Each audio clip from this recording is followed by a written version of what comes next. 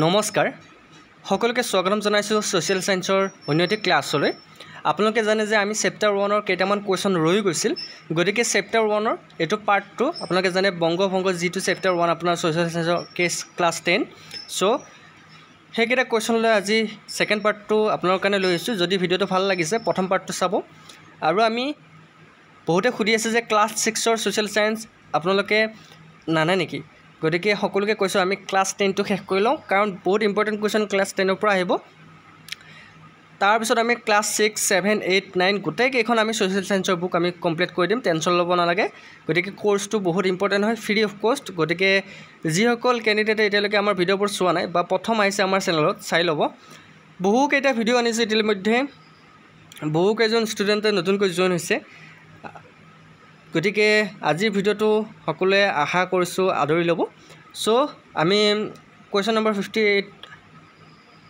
আৰম্ভ কৰিছো question number 58 টো হৈছে কিমান চনত আৰু কাৰ পৌৰোহিত্যত অনুষ্ঠিত জাতীয় কংগ্ৰেছৰ অধিৱেশন ভাৰতীয়ৰ বাবে স্বৰাজ বিচাৰি প্ৰস্তাৱ গ্ৰহণ কৰিছিল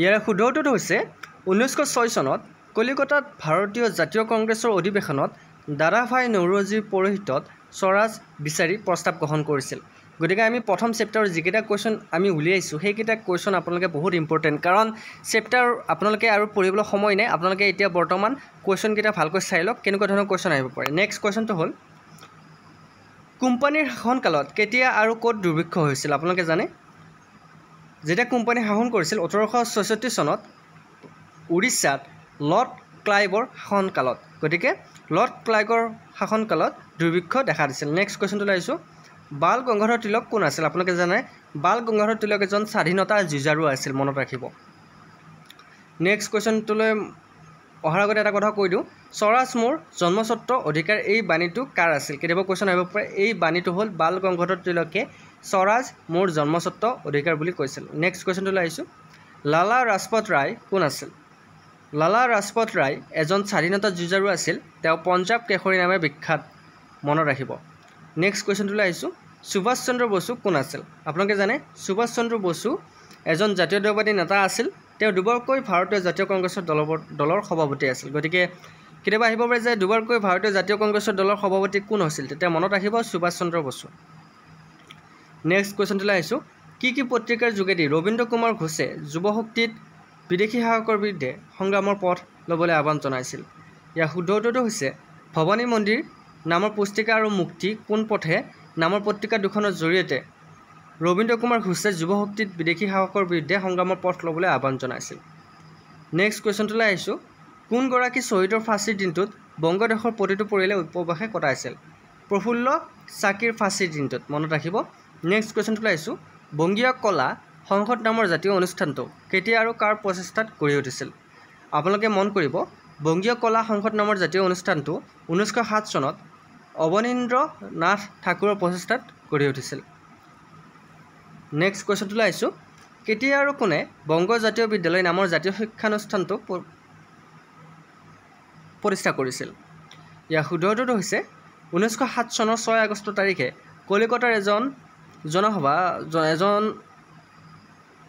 এখন জনসভাত ৰবীন্দ্ৰনাথ ঠাকুৰে এই শিক্ষানুষ্ঠান প্ৰতিষ্ঠা কৰিছিল নেক্সট কোৱেশ্চনটো লাইছো কোনে আৰু কেতিয়া জাতীয় শিক্ষা পৰিষদ নামৰ শিক্ষানুষ্ঠানখন গঠন কৰিছিল মনত ৰাখিব ৰাজবিহাৰী বসুৰ অধ্যক্ষতাত কলিকতা টাউন হলত 1906 চনত 11 মাৰ্চৰ তাৰিখে গঠন কৰা হৈছিল নেক্সট কোৱেশ্চনটো লাইছো বংগ জাতীয় মহাবিদ্যালয়খন কেতিয়া স্থাপন হৈছিল আৰু ইয়াৰ প্ৰথম গৰাকী অধ্যক্ষ কোন আছিল 1906 চনৰ 15 আগষ্ট তাৰিখে স্থাপন কৰা হৈছিল আৰু ইয়াৰ প্ৰথম অধ্যক্ষ আছিল অৰবিন্দ ঘোষ ওকে নেক্সট কোৱেশ্চনটো লাইছো স্বদেশী আন্দোলনৰ সময়ত দুখন সংবাদপত্ৰ আৰু তাৰ সম্পাদকৰ নাম কি স্বদেশী আন্দোলনৰ সময়ত দুখন সংবাদপত্ৰ হৈছে বেংগলী আৰু ইয়াৰ সম্পাদকৰ নাম হৈছে সুৰেন্দ্ৰনাথ বন্দ্যোপাধ্যায় আৰু এখন হৈছে যুগান্তৰখন হৈছে ভূপেন্দ্ৰনাথ দত্ত নেক্সট কোৱেশ্চনটো লাইছো স্বৰাজ আমাৰ জন্মস্বত্ব আৰু ই আমাৰ কাম্য উক্ত কথাভাকি কোনা কৈছে মই অলপ আগতে কৈছো যে এই কথাভাকি বাল গংগাধৰ তিলকে তেওঁৰ কেশৰী নামৰ পত্ৰিকাখনত প্ৰকাশ কৰিছে কেতিয়াবা আহিব পাৰে কিন্তু এই কথাখিনি ক'ত প্ৰকাশ কৰিছে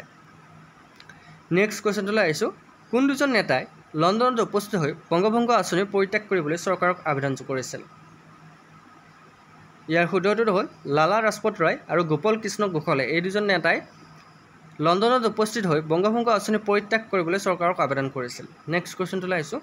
কোনগৰাকী ভাইচৰে মোগল বাদশ্বাহৰ পৰম্পৰাৰে হাতীত উঠি দিল্লীৰ ৰাজধানীত প্ৰৱেশ কৰিছিল? 1912 খ্ৰীষ্টাব্দত 23 ডিচেম্বৰ তাৰিখে ভাইচৰয় লৰ্ড হাৰ্ডিঙে। নেক্সট কুৱেশ্যনটোলৈ আহিছোঁ। গংগাধৰ তিলকৰ দুখন কিতাপৰ নাম কি? বাল গংগাধৰ তিলকৰ দুখন কিতাপৰ নাম কেতিয়াবা আহিব পাৰে। মনত ৰাখিব, এখন হৈছে গীতা ভাষ্য আৰু এখন হৈছে অৰিয়ন। এই দুখন কিতাপখনৰ কোনে লিখিছিল সুধিব পাৰে। তেতিয়া মনত ৰাখিব, এই দুখন কিতাপ হৈছে বাল গংগাধৰ তিলকৰ। নেক্সট কুৱেশ্যনটোলৈ আহিছোঁ। স্বদেশী আন্দোলনৰ যিকোনো তিনিজন নেতাৰ নাম কি? আপোনালোকে মনত ৰাখিব, স্বদেশী আন্দোলনৰ তিনিজন নেতা হৈছে সুৰেন্দ্ৰনাথ বেনাৰ্জী, বিপিন চন্দ্ৰ পাল আৰু অৰবিন্দ ঘোষ। এই তিনিজন নেতা হৈছে স্বদেশী আন্দোলনৰ নেতা, মনত ৰাখিব। নেক্সট কুৱেশ্যনটোলৈ আহিছোঁ।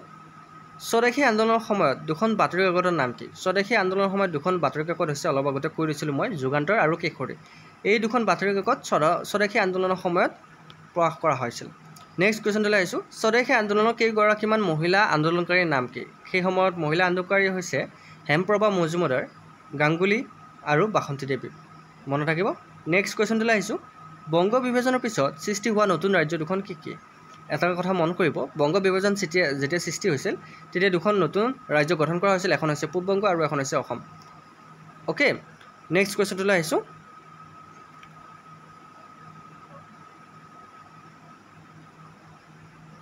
পূব বংগ বংগোপসাগৰ। অ'কে, লাল বাল পালৰ সম্পূৰ্ণ নাম কি? লাল বাল পাল বুলি ক'লে সম্পূৰ্ণ নাম হৈছে লালা ৰাজপথ ৰায়, বাল গংগাধৰ তিলক। গতিকে লাল বাল পাল বুলি এই দুজন ব্যক্তিক জনা যায়। লাল বাল পাল, লালা ৰাজপথ ৰায়, বাল গংগাধৰ তিলক আৰু বিপিন চন্দ্ৰ পাল, এই তিনিজনক লাল বাল পাল বুলি জনা যায়। কাৰণ লালা ৰাজপথ ৰায় তেখেতক লাল বুলি কোৱা হৈছিল, বাল গংগাধৰ তিলক তেখেতক বাল বুলি কোৱা হৈছিল আৰু বিপিন চন্দ্ৰ পালক পাল বুলি কোৱা হৈছিল। গতিকে লাল বাল পাল বুলি ক'লে তেওঁলোকৰ সম্পূৰ্ণ নাম এই তিনিজনৰ নাম আহি যায়। নেক্সট কুৱেশ্যনটোলৈ আহিছোঁ। দুজন পাৰ্চী সমাজসেৱকৰ নাম কি? এজন হৈছে দাদাভাই নৌৰোজী আৰু এজন হৈছে নৌৰোজী ফুৰদঞ্জী। নেক্সট কুৱেশ্যনটোলৈ আহিছোঁ। বংগভংগৰ ধাৰা ঘোষিত পূব বংগ আৰু অসমৰ কি কি ঠাইত অন্তৰ্ভুক্ত হৈছিল? তেতিয়া মনত ৰাখিব, অসম, ঢাকা, ৰাজশ্বাহী, চট্টগ্ৰাম, মালদহ, ত্ৰিপুৰা। নেক্সট কুৱেশ্যনটোলৈ আহিছোঁ। 1905 খ্ৰীষ্টাব্দত স্বদেশী আন্দোলনৰ প্ৰধান শ্লোগানসমূহ কি কি আছিল? 1905 যেতিয়া বংগভংগ আইন প্ৰণয়ন কৰা হৈছিল তেতিয়া ইয়াৰে শ্লোগান আছিল বিলাতী বস্তু বৰ্জন, স্বদেশী বস্তু ব্যৱহাৰ কৰা, স্বদেশী হ'বলৈ আহ্বান জনোৱা, মনত থাকিব।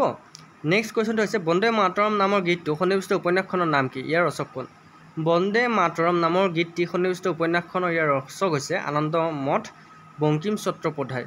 অ'কে, উপন্যাসখনৰ নাম হৈছে আনন্দমঠ আৰু ইয়াৰ ৰচক হৈছে বংকিম চন্দ্ৰ চট্টোপাধ্যায়, মনত থাকিব। নেক্সট কুৱেশ্যনটোলৈ আহিছোঁ। কোন দুজন ভাৰতীয় নেতাই লণ্ডনত ইষ্ট ইণ্ডিয়া এছ'চিয়েশ্যনৰ নামৰ এটা অনুষ্ঠান গঠন কৰিছে? উমেশ চন্দ্ৰ বেনাৰ্জী আৰু দাদাভাই নৌৰোজী, এই দুজন ব্যক্তিয়ে ভাৰতীয় নেতাই লণ্ডনত ইষ্ট ইণ্ডিয়া এছ'চিয়েশ্যন নামৰ এটা অনুষ্ঠান গঠন কৰিছিল। নেক্সট কুৱেশ্যনটোলৈ আহিছোঁ। বংগ বিভাজনৰ চৰকাৰী কাৰণ কি আছিল? এটা কথা মনত ৰাখিব, বংগ দেশত বৃহৎ হোৱাৰ কাৰণে ব্ৰিটিছ চৰকাৰে শাসন কৰাটো অসম্ভৱ হৈ পৰিছিল আৰু সেইকাৰণে ব্ৰিটিছ চৰকাৰে বংগদেশক দুটা ভাগত বিভক্ত কৰিছিল। সেইটো মনত ৰাখিব, বংগ বিভাজনৰ চৰকাৰী কাৰণ এইটোৱেই। নেক্সট কুৱেশ্যনটোলৈ আহিছোঁ। বংগভংগ আন্দোলনৰ প্ৰাথমিক কাৰ্যসূচীসমূহ কি আছিল? বংগভংগ আন্দোলনৰ প্ৰাথমিক কাৰ্যসমূহ আছিল হৰতাল, সভা, শোভাযাত্ৰা, ৰাখী বন্ধন। গতিকে এয়া আছিল আপোনাৰ প্ৰথম চেপ্টাৰ ক্লাছ 10ৰ ছ'চিয়েল ছায়েন্সৰ। গতিকে প্ৰথম চেপ্টাৰৰ কুৱেশ্যন গোটেইকেইটা কমপ্লিট কৰিলোঁ, যিকেইটা ৰৈছিল সেইকেইটা মই এইটো ভিডিঅ'ত দিলোঁ।